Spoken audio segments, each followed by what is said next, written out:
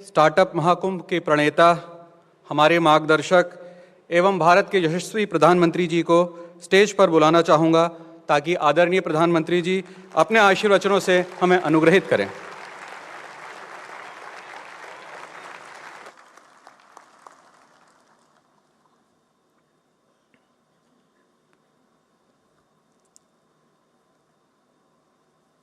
मंत्रिमंडल के मेरे सहयोगी श्रीमान पीयूष गोयल जी, अनुप्रिया पटेल जी, सोम प्रकाश जी, अन्य महानुभाव और देश भर से हमारे साथ जुड़े हुए स्टार्टअप इकोसिस्टम के सभी साथी, आप सबको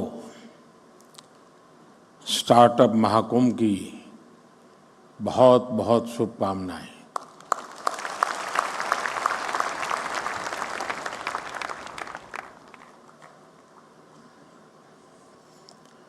स्टार्टअप लॉन्च तो बहुत लोग करते हैं,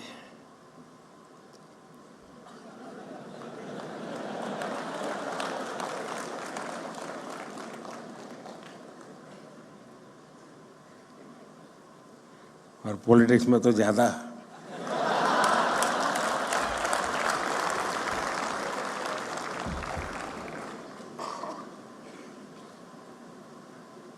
और बार बार लॉन्च करना पड़ता है।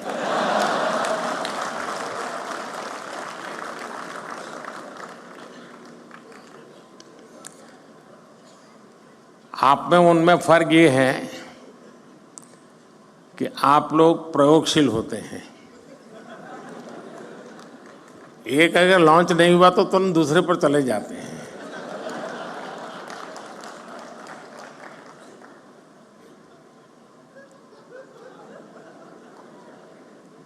क्यों भाई, पीछे देर हो गई?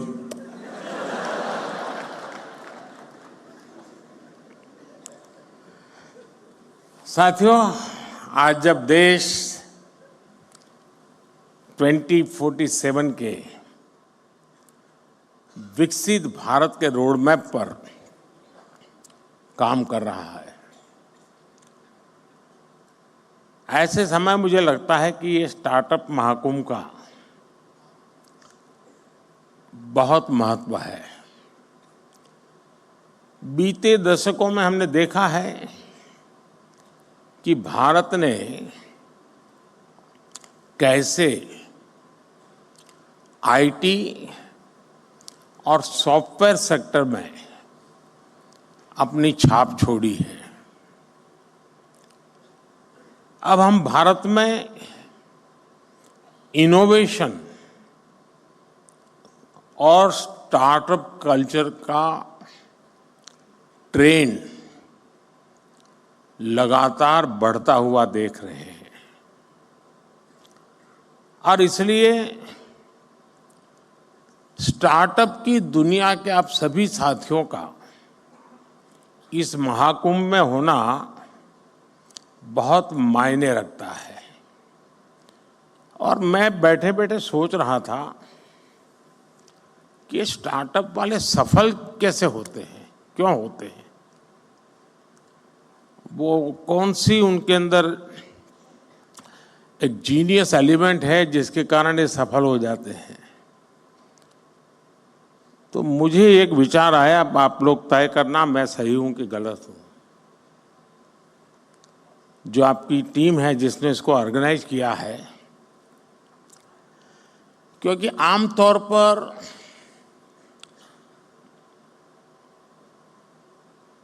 सार्वजनिक जीवन में, उद्योग जगत, व्यापार जगत में कोई भी निर्णय होता है तो उसका संबंध सरकार से होता ही है, और जब सरकार से होता है तो फिर थोड़ा 5 साल का टाइम टेबल रहता है।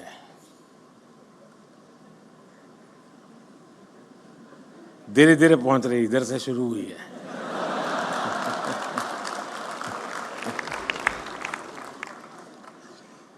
और इसलिए आमतौर पर जो व्यापारी मन होता है वो सोचता है, यार चुनाव का वर्ष है, अभी रहने दो, एक बार चुनाव हो जाए, नई सरकार बनेगी तब देखेंगे। ऐसा ही होता है ना। लेकिन आप लोग, इलेक्शन डिक्लेयर हो चुका है, उसके बावजूद भी इतना बड़ा कार्यक्रम कर रहे हैं।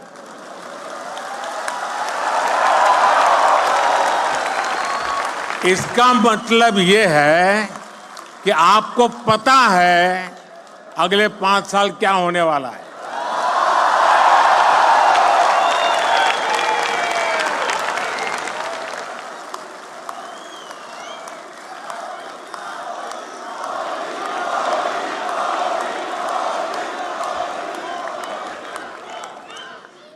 और मैं समझता हूं आपके अंदर ये जो जीनियस चीज पड़ी है ना, वही स्टार्टअप को सफल बनाती होगी।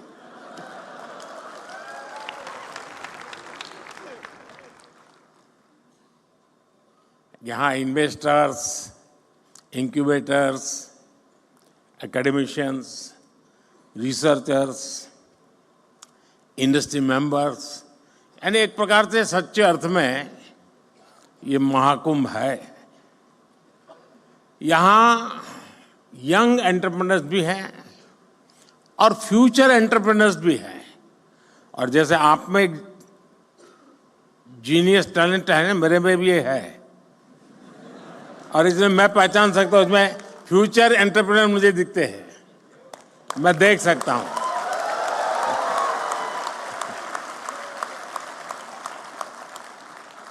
ऐसे में ये एनर्जी, ये वाइब वाकई अद्भुत है।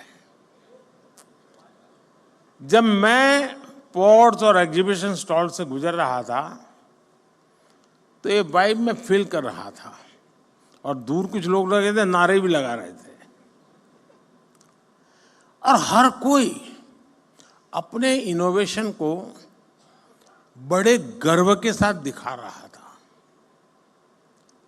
और यहां आकर किसी भी भारतीय को लगेगा कि आज के स्टार्टअप को नहीं, बल्कि कल के यूनिकॉर्न और डेकाकॉर्न को देख रहे हैं।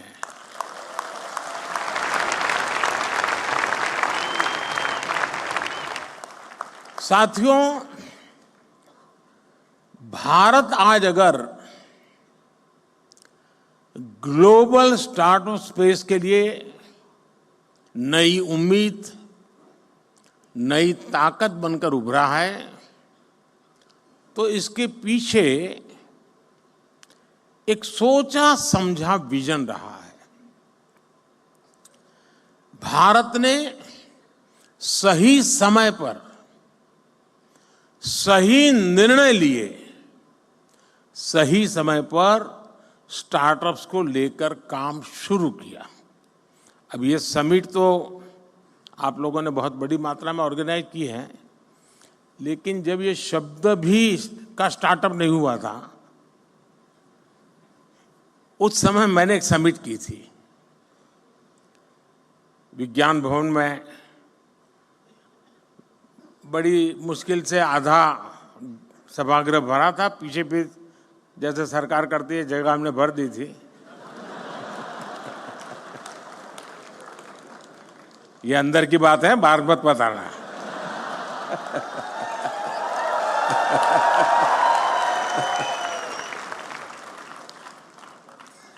और उस समय देश में जो नए नए कुछ नौजवान, और मैंने startup India, stand up India, इसको लॉन्च करने की दिशा में मेरा प्रयास था। और मैं चाहता था कि उसको मैं एक आकर्षण पैदा करूं, यूथ में एक मैसेजिंग करूं।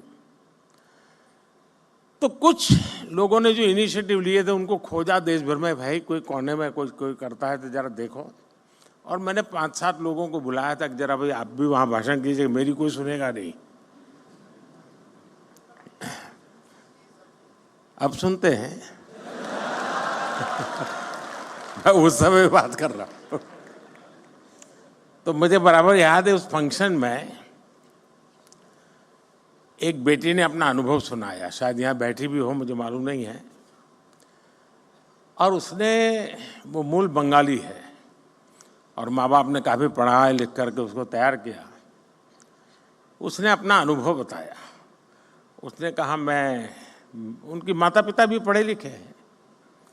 तो बोले मैं घर गई तो मेरी माँ ने पूछा क्या कर रही हो बेटा, आप काफ़ी पढ़ लिख के आई थी। तो उसने कहा कि मैं स्टार्टअप शुरू करने जा रही हूँ।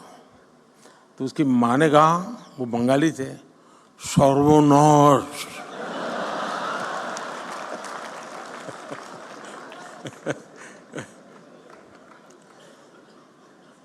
बोले सर्वनाश यानी स्टार्टअप यानी सर्वनाश।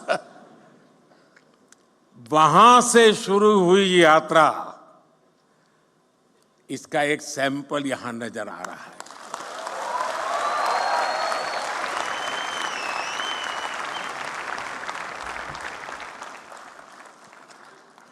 देश ने स्टार्टअप इंडिया अभियान के तहत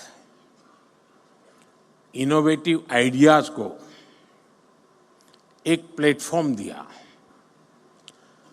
उनको फंडिंग के सोर्स से कनेक्ट किया। एजुकेशनल इंस्टीट्यूशंस में इंक्यूबेटर स्थापित करने का अभियान भी चलाया।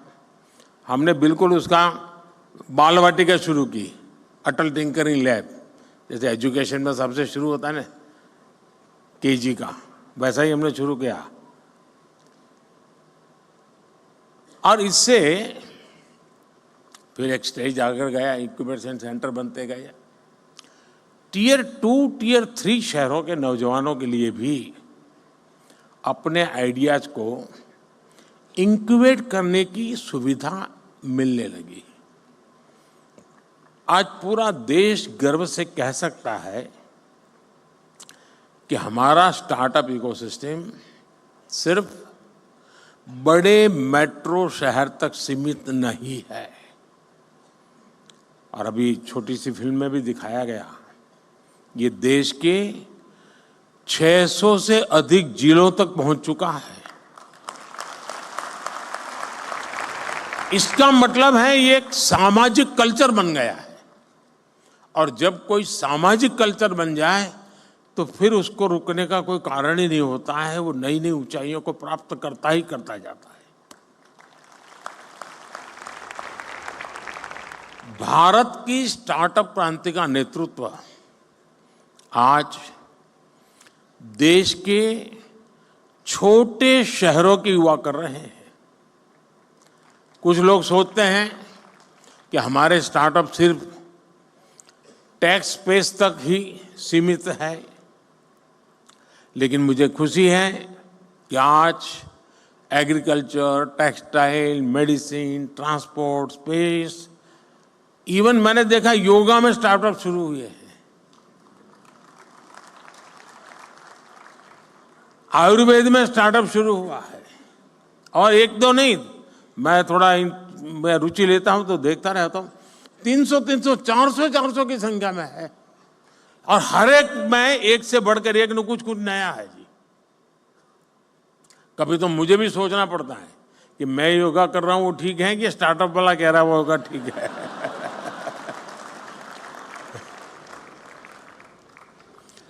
साथियों, स्पेस जैसे सेक्टर में जो कि हमने अभी कुछ ही समय पहले ओपन अप किया। पहले तो सरकार में जैसा स्वभाव रहता है जंजीरें बांध देना, और मेरी पूरी ताकत जंजीरें तोड़ने में लगी रहती है।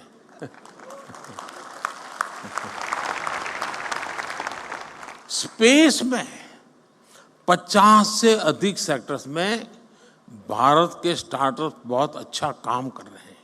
और ऑलरेडी हमारे स्टार्टअप स्पेस शटल लॉन्च करने लगे हैं जी, इतने कम समय में। साथियों, भारत की युवा शक्ति का सामर्थ्य आज पूरी दुनिया देख रही है। इस सामर्थ्य पर भरोसा करते हुए देश ने स्टार्टअप इकोसिस्टम निर्माण करने की तरफ अनेक कदम उठाए हैं।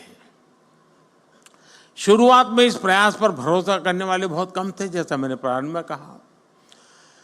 हमारे यहाँ पढ़ाई का मतलब नौकरी और नौकरी का मतलब सिर्फ सरकारी नौकरी, यही सब था। मैं बड़ौदा में रहता था पहले, और वहाँ महाराष्ट्रियन परिवारों से हमारा नाता जरा ज़्यादा था, तो गायकवाड़ी स्टेट है। तो हमारे कुछ साथी बड़े मजाकिया स्वभाव से कहते थे, अगर बेटी बड़ी हुई, शादी तय करनी है, तो घर में चर्चा क्या होती है? बोले मूला फाल छाना है। अरे बेटा बहुत अच्छा है, फिर क्या? सरकारी नौकरियां है बस, तो अब बेटी शादी होने के लिए योग्य हो गया। आज पूरी सोच बदल गई है। कोई बिजनेस की बात करना था तो पहले आइडिया की नहीं,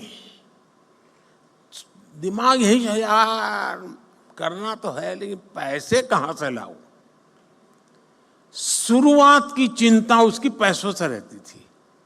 जिसके पास पैसा है वही बिजनेस कर सकता है, ये हमारे यहां धारणा बन चुकी थी।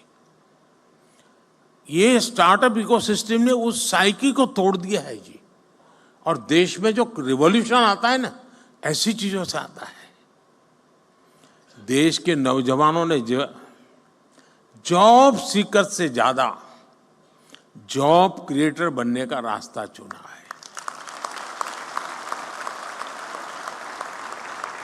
और फिर जब देश ने स्टार्टअप इंडिया अभियान शुरू किया, तो देश के युवाओं ने दिखा दिया कि वो क्या कुछ कर सकते हैं।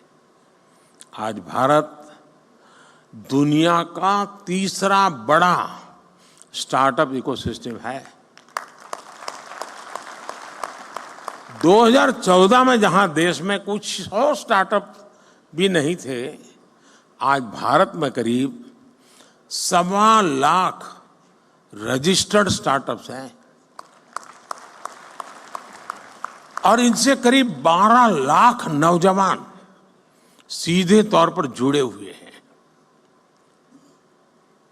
हमारे पास 110 से ज्यादा यूनिकॉर्न्स हैं।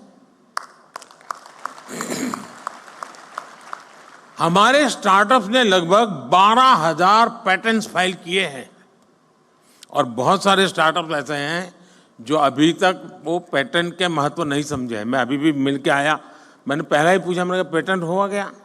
नहीं, बोले प्रोसेस में है। मेरा आप सबसे आग्रह है, उस काम को साथ साथ चालू ही कर दीजिए, क्योंकि आज दुनिया इतनी तेजी से बदल रही है, पता नहीं कौन कहां हाथ मार ले।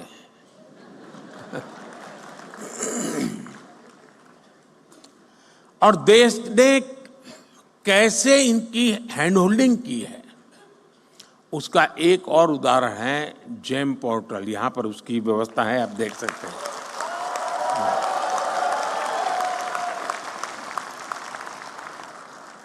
आज ये स्टार्टअप सिर्फ जेम पोर्टल पर ही करीब 20,000 करोड़ रुपए से ज्यादा का कारोबार कर चुके हैं। यानी सरकार ने एक प्लेटफॉर्म बनाया, आप वहां पहुंचे और इतने कम समय में 20-22 साल की आयु के नौजवान 20,000 करोड़ का कारोबार कर ले प्लेटफॉर्म पर, ये बहुत बड़ी बात है जी।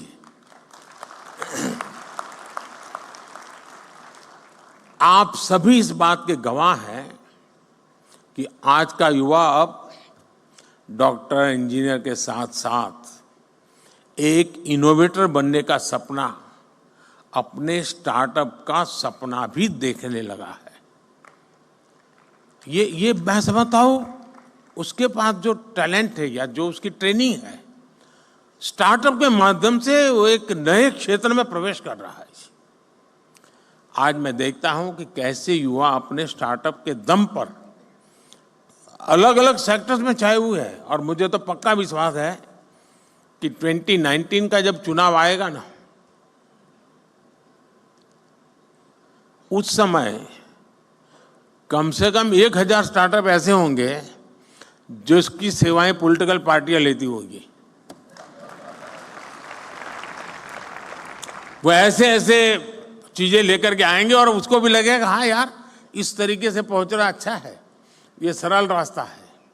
यानी कहने का मेरा तात्पर्य है कि हर क्षेत्र में, चाहे वो सेवा का क्षेत्र हो, कम्युनिकेशन का क्षेत्र हो, नौजवान नए आइडिया लेकर के आते हैं, कम से कम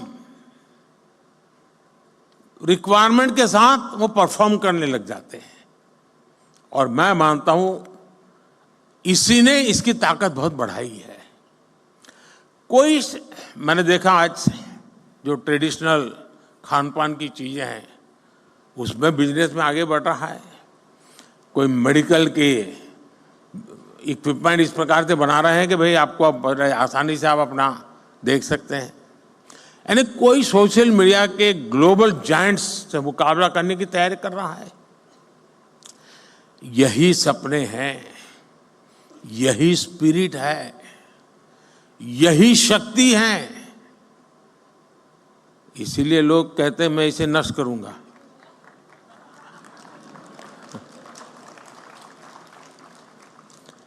एक तरह से मैं कह सकता हूं कि कुछ वर्ष पहले देश ने पॉलिसी प्लेटफॉर्म पर जो स्टार्टअप लॉन्च किया था वो सफलता की नई ऊंचाइयों को छू रहा है। साथियों, स्टार्टअप्स को देश के डिजिटल इंडिया अभियान से जो मदद मिली है,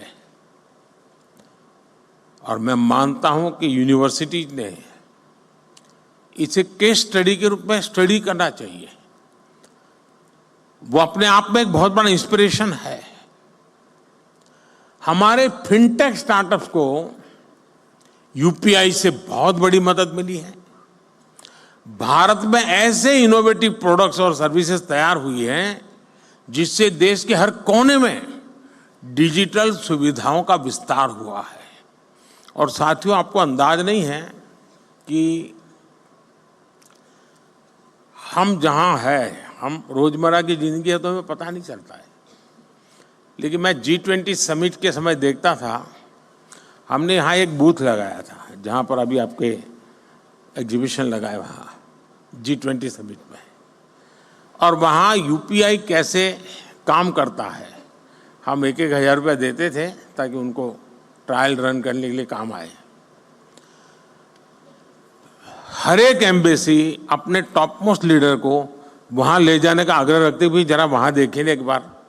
यानी वहाँ लाइन लगी रही थी बड़े बड़े नेताओं की कि यूपीआई है क्या, काम कैसे करता है, और उनके लिए बड़ा अजूबा था। हमारे यहाँ गांव में सब्जी वाला भी बड़े आराम से कर लेता है।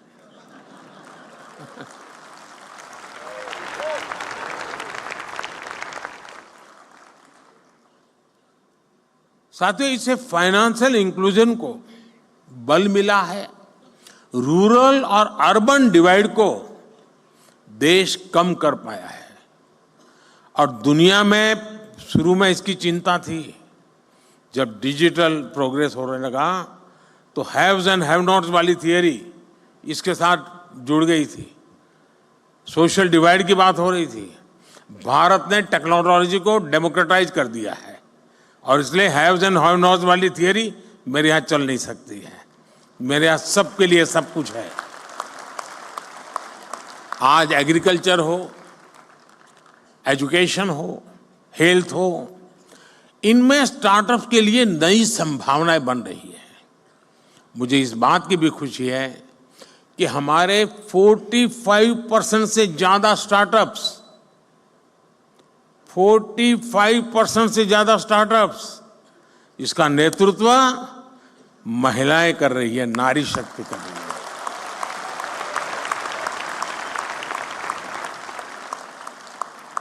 इस ताकत का कोई अंदाज नहीं लगा सकता जी। ये पूरा एडिशनल बेनिफिट है देश को। हमारी बेटियां कटिंग एज इनोवेशन से देश की समृद्धि की तरफ ले जा रही है जी। साथियों, इनोवेशन का एक कल्चर विकसित भारत के निर्माण के लिए नहीं बल्कि पूरी दुनिया के बेहतर भविष्य के लिए भी बहुत जरूरी है। और मैं बहुत जिम्मेवारी के साथ कहता हूं, विश्व के बेहतर भविष्य की बात मैं कर रहा हूं, और मेरी ताकत पर नहीं, आपके सामर्थ्य पर मेरा भरोसा है।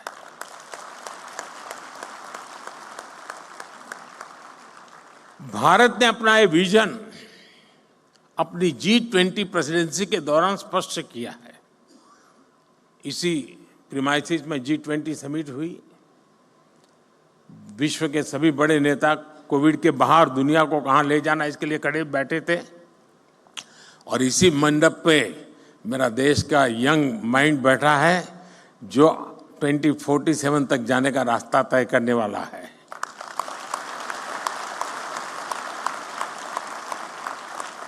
भारत ने स्टार्टअप 20 के तहत दुनिया भर के स्टार्टअप इकोसिस्टम को एक साथ लाने का प्रयास किया है।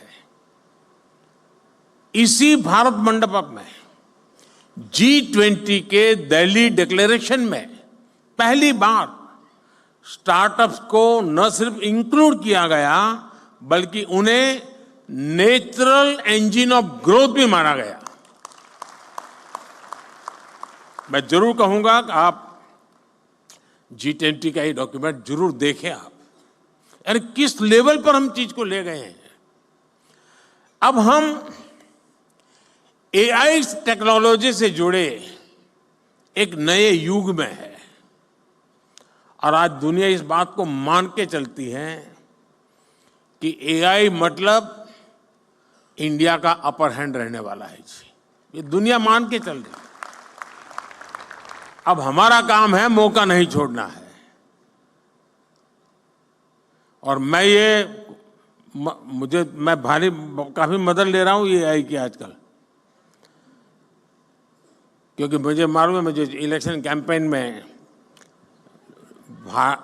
लैंग्वेज की सीमाएं आती है, तो मैं AI की मदद से तमिल में भी मेरी बात पहुंचा रहा हूं, तेलुगु में पहुंचा रहा हूं, उड़िया में पहुंचा रहा हूं। तो आप जैसे नौजवान ये काम करते हैं तो मेरा भी काम हो जाता है। पहले मैं देख रहा था, कोई मुझे मिलता था तो एक जमाना था, पहले ऑटोग्राफ मांगते थे, धीरे धीरे फोटोग्राफ मांगने लगे, अब सेल्फी मांगने लगे, अब तीनों मांग रहे हैं, सेल्फी चाहिए, फोटोग्राफ चाहिए, ऑटोग्राफ चाहिए। अब करे क्या? तो मैंने AI वाली मदद ले ली। मैंने अपने नमो ऐप पर एक व्यवस्था खड़ी कर दी, अगर मैं यहाँ से गुजर रहा हूँ और कहीं पर एक कोने पर आपका आधा चेहरा भी आ गया, तो AI की मदद से आप निकाल सकते हैं मोदी के साथ मैं खड़ा हूँ।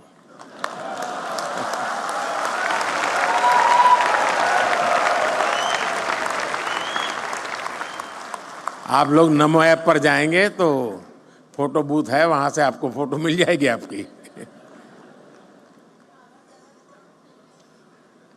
जरूर आया होगा, मैं यहां से गुजरा हूं तो।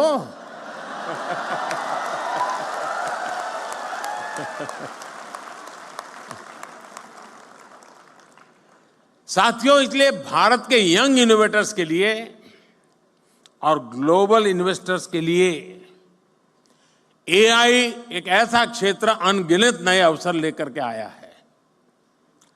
National quantum mission, India AI mission और सेमीकंडक्टर मिशन, ये सारे अभियान भारत के युवाओं के लिए संभावनाओं के नए द्वार खोलेंगे।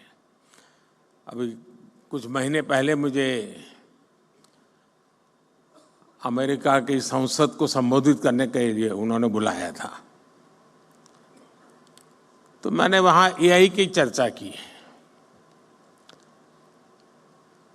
तो मैंने कहा अब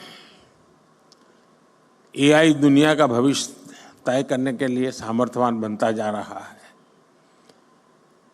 तो जितनी वहां समझ थी उतने हिसाब से तालियां बजी।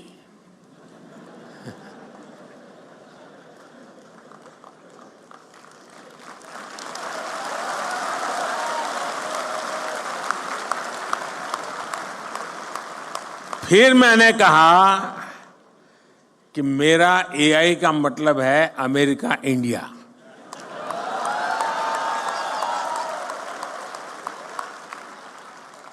तो पूरा सभागृह खड़ा हो गया। साथियों, लेकिन ये तो मैंने वहाँ पॉलिटिकल संदर्भ में कहा, लेकिन आज मैं जरूर मानता हूँ कि एआई के आज सामर्थ्य, इसका नेतृत्व भारत के हाथ में ही रहेगा और रहना भी चाहिए।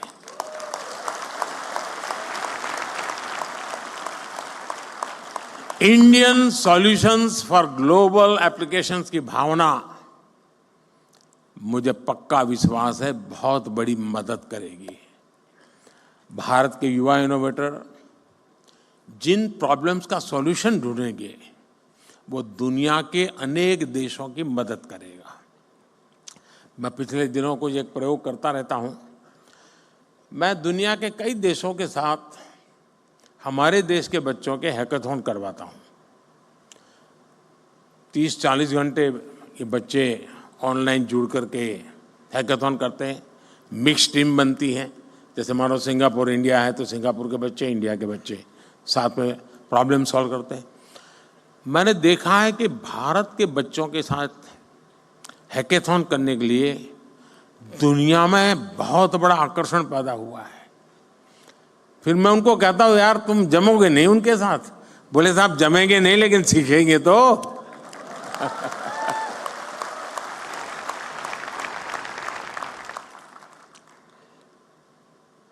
दोस्तों, भारत में जो इनोवेशन ट्राइड और टेस्टेड होगा, वो दुनिया की हर ज्योग्राफी और डेमोग्राफी में सक्सेसफुल होगा, क्योंकि हमारे यहां सब नमूने हैं।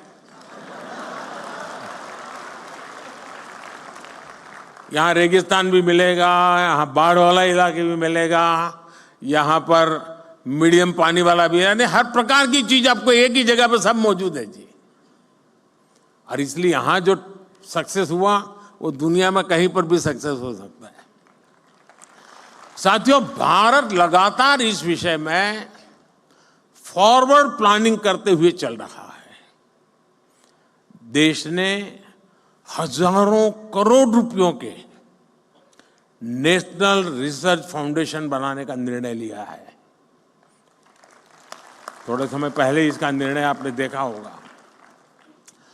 और इंटरिम जो बजट हमने रखा था, हमारे देश में कुछ चीज़ों की चर्चा करने के लिए लोगों को फुर्सत नहीं है, क्योंकि फालतू चीज़ों में उनका टाइम बहुत जाता है।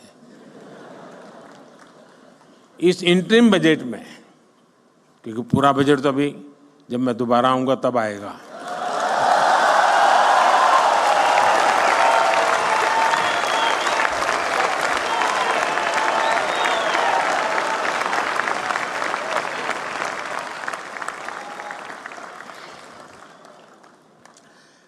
इस इंटरिम बजट में एक बहुत बड़ा निर्णय हुआ है। और मैं चाहता हूं कि देश के हर नौजवान को पता होना चाहिए। रिसर्च और इनोवेशन के लिए 1 लाख करोड़ रुपए के फंड की घोषणा की गई है।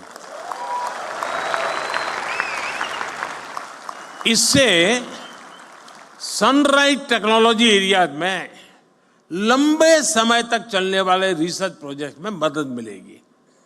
भारत ने डिजिटल डेटा प्रोटेक्शन के लिए बेहतरीन कानून भी बनाया है। स्टार्टअप्स को प्रोत्साहित करने के लिए जो भी कदम जरूरी हैं, वो सारे उठाए जा रहे हैं। अब देश फंडिंग का एक बेहतर मैकेनिज्म बनाने का भी प्रयास कर रहा है। साथियों, आज जो स्टार्टअप सफल हो रहे हैं, उन पर एक बड़ी जिम्मेदारी भी है। आपको ये तो ध्यान रखना ही है कि आपके आइडिया पर किसी ने भरोसा किया है, तभी आप यहां पहुंचे हैं। इसलिए आपको भी एक नए आइडिया को सपोर्ट करना चाहिए। कोई तो था जिसने आपका हाथ पकड़ा था, आप भी किसी का हाथ पकड़िए। क्या आप किसी एजुकेशनल इंस्टीट्यूट में युवाओं को प्रेरित करने के लिए मेंटर के रूप में जा नहीं सकते? मान लीजिए आपने 10 टिंकरिंग लैब ले लिए, जाएंगे उन बच्चों से बातें करेंगे, आपके आइडिया से उनके आइडिया चर्चा करेंगे। इंक्यूबेशन सेंटर पर जाएंगे, 1 घंटा दीजिए, आधा घंटा दीजिए। मैं रुपये पैसे देने की बात नहीं कर रहा हूं। देश की नई पीढ़ी से मिलिए दोस्तों, मजा आ जाएगा।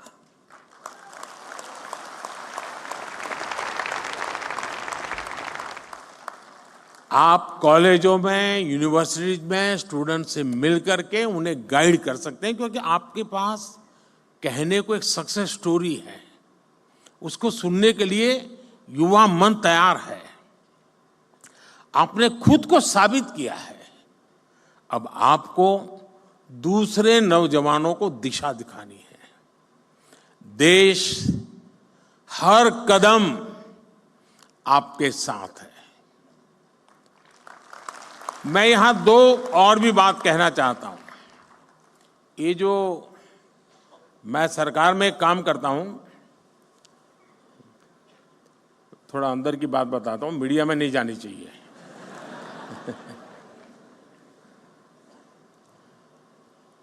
मैंने सरकार में एक बार कहा आकर के, नया नया यहाँ आया था दिल्ली, यहाँ का कल्चर का ज़्यादा पता नहीं था मुझे, बाहर का व्यक्ति था। मैंने सरकार से कहा, मैंने कहा ऐसा करो भाई, तुम्हारे यहाँ ऐसे प्रॉब्लम डिपार्टमेंट में जो लंबे समय से अटके पड़े हैं, लटके पड़े हैं, तुम लोग कोशिश कर रहे हो लेकिन सॉल्यूशन नहीं आ रहा है, ऐसे आइडेंटिफाई करो और मैं देश के नौजवानों को ये प्रॉब्लम दूंगा, उनको कहूँगा हैकेथॉन करो और इसका मुझे सॉल्यूशन दो। तो खैर हमारे बाबू लोग तो बहुत बहुत पढ़े लिखे लोग रहते हैं, तो साहब उसको कोई ज़रूरत नहीं, हमारा 20-20 साल का अनुभव है। अरे मैंने कहा यार भाई क्या जाता है। शुरू में मुझे बहुत रेजिस्टेंस था, क्योंकि कोई मानने को तैयार नहीं था कि हमारे यहाँ कुछ अटका हुआ है, हमारे यहाँ कुछ लटका हुआ है, हमारे यहाँ रुका हुआ, कोई कहे हमारे सब नहीं साहब सब बहुत बढ़िया चल रहा है। अरे मैंने कहा भाई बढ़िया चल रहा है तो भी तो दो, वैल्यू एडिशन होगा। अच्छा नहीं होगा तो वो देखेगा कि क्या बढ़िया है, जाने दो ना बाहर। खैर बड़ी मुश्किल से सब डिपार्टमेंट ने मुझे, मैं बहुत पीछे पड़ गया तो निकाल करके दिया कि साहब ये एक समस्या है, ये तो टोटल लगाया तो करीब 400 निकली। अब वो तो शायद मुझे लगता है 0.1% भी नहीं बताया होगा। मैंने देश के नौजवानों का हैकेथॉन किया और उनको समस्याएं दे दी। मैंने कहा इसका सॉल्यूशन लेके आओ। आप हैरान हो जाएंगे जी, इतने बढ़िया सॉल्यूशन दिए उन्होंने, वे आउट दिए उन्होंने, और करीब 70-80% आइडियाज उन बच्चों के सरकार ने अडॉप्ट कर लिए। फिर स्थिति ये बनी कि हमारे डिपार्टमेंट मुझे पूछने लगे, साहब इस साल हैकेथॉन कब होगा, क्योंकि उनको लगा कि भाई ये सॉल्यूशन तो यहीं पर मिलेगा। यानी कहने का तात्पर्य है कि इनके पास जब मिलते हैं बच्चे, बैठते हैं, बहुत चीजें निकाल के लाते हैं। और ये 18, 20, 22 साल के नौजवान है जी। मैं कहूँगा ये जो हमारे बिजनेस के जो CII है, फीकी है, एसोचैम है, मैं उनको कहता हूँ कि वो अपनी अपनी इंडस्ट्री के प्रॉब्लम आइडेंटिफाई करें। प्रॉब्लम आइडेंटिफाई करके वे ये स्टार्टअप वालों का हैकेथॉन करें और उनको प्रॉब्लम दे। मैं पक्का मानता हूं ये बहुत बढ़िया सॉल्यूशन ला करके देंगे आपको। उसी प्रकार से मैं MSMEs के लोगों को कहूंगा कि आप अपने प्रॉब्लम्स निकालिए। टेक्निकल हर्डल्स होंगे, समय बहुत ज़्यादा होगा, स्मूथनेस नहीं होगी मैन्युफैक्चरिंग में, डिफेक्टिव प्रोडक्शन होता होगा, बहुत सी चीज़ें होंगी। आप देश के स्टूडेंट्स के पास जाइए, उनका हैकेथॉन आप ऑर्गेनाइज, MSMEs के लोग खुद, और सरकार को कहीं मत में रखिए। हम ये 2 एरिया में अगर मेहनत शुरू करें तो देश की यंग टैलेंट हमें बहुत सारी समस्याओं का समाधान देंगे और हमारी यंग टैलेंट को इसमें से आइडिया मिलेगा कि हाँ ये भी क्षेत्र है जहां मैं काम कर सकता हूं। हमें इस स्थिति में जाना चाहिए और मैं मानता हूं कि स्टार्टअप महाकुंभ में से कुछ एक्शनेबल पॉइंट निकलने चाहिए। उन एक्शनेबल पॉइंट्स को लेकर के हम आगे चले और मैं आपको वादा करता हूं, अब ये 1.5-2 महीने में जरा और काम में व्यस्त हूं, लेकिन इसके बाद मैं आपके लिए अवेलेबल हूं।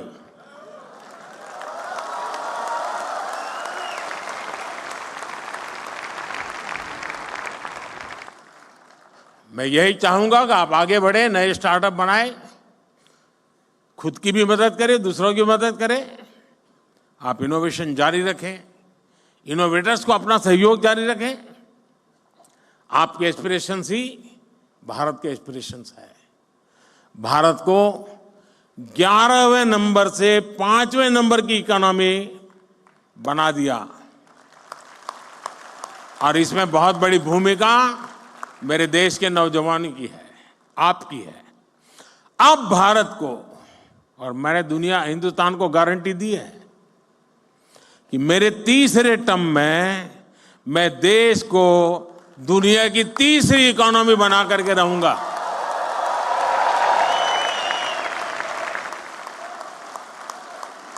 और ये जंप जो है, उसमें स्टार्टअप की बहुत बड़ी भूमिका होगी, मैं देख सकता हूं जी। साथियों, मुझे अच्छा लगा आप सबसे गप्पे गोष्ठी करने का। आप सब नौजवानों से आपका उत्साह, उमंग मेरे में भी एक नई ऊर्जा भर देता है। बहुत बहुत शुभकामनाएं, बहुत बहुत धन्यवाद।